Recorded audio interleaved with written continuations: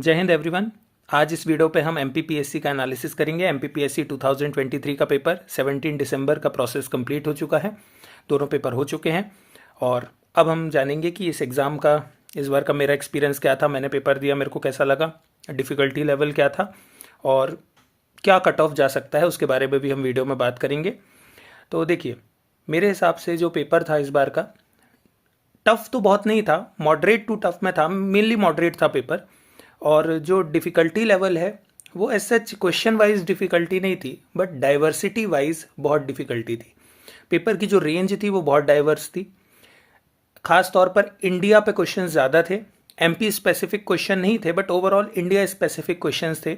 सो अगर India specific अगर आप देखें तो काफ़ी लोग जिनका नॉलेज वाइड है, जो वनडे एग्ज़ाम्स की तैयारी भी कर रहे हैं या यूपीएससी की तरफ भी हैं, उनसे ये क्वेश्चंस काफ़ी इजीली बन गए होंगे। सो उस हिसाब से पेपर मुझे बहुत टफ नहीं लगा, नॉर्मल मॉडरेट पेपर था। तो कट ऑफ पे भी मुझे ऐसा नहीं लगता कि बहुत नीचे जाने वाला है या बहुत ऊपर जाने वाला है। एक स्पेसिफिक रेंज तक ही मेरे हिसाब से कट ऑफ जाने वाला है, वो मैं अभी आपको बताता हूँ। तो देखिए, मेरा एनालिसिस ये कहता है कि अगर हम देखें तो जनरल का जो कट ऑफ है वो 150 से 164 के आसपास जाना चाहिए, यानी कि 75 से 82 के समवेयर मैं एक्सपेक्ट कर रहा हूँ कि जनरल का कट ऑफ होगा। वैकेंसी वगैरह को ध्यान में रखते हुए 164 तक भी जा सकता है, 164 165 तक भी। और ईडब्ल्यूएस और ओबीसी जनरली सिमिलर होता है, तो समवेयर मैं कहूँगा 146 से 160 की रेंज पे होना चाहिए। एससी एसटी का कम जाएगा तो डेफिनेटली ओबीसी और ईडब्ल्यूएस से तो कम ही होगा। तो उस तरह से मैंने रेंज किया है।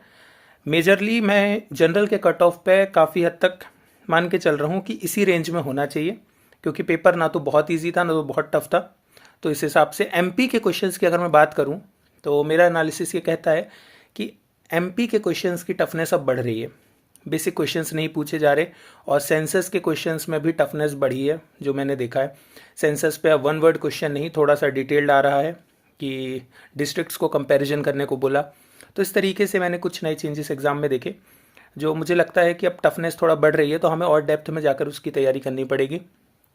इसके अलावा मैं बोलूँ तो जनरल अवेयरनेस सेक्शन को भी एमपीपीएससी अब एसिमुलेट कर रहा है। अगर आप देखेंगे कुछ स्पोर्ट्स से रिलेटेड क्वेश्चंस को, और फर्स्ट वुमेन के कुछ क्वेश्चन आए थे, तो इस तरह के क्वेश्चन पे मैं ये एक्सपेक्ट करके चल रहा हूँ कि हमें थोड़ा जनरल अवेयरनेस अपनी स्ट्रॉन्ग रखनी है, इंडिया लेवल का करंट, और थोड़ा सा 1 साल का नहीं 2-3 साल का करंट भी हमें स्पेसिफिकली फोकस करना चाहिए। तो ये था बेसिक एनालिसिस मेरी तरफ से कि एमपीपीएससी कैसा गया। डिटेल्ड एनालिसिस अगर आप कमेंट करेंगे तो क्वेश्चन वाइज भी हम लेकर आ जाएंगे। तो बस आज की वीडियो के लिए इतना ही। आपका दिन शुभ हो। जय हिंद, जय भारत।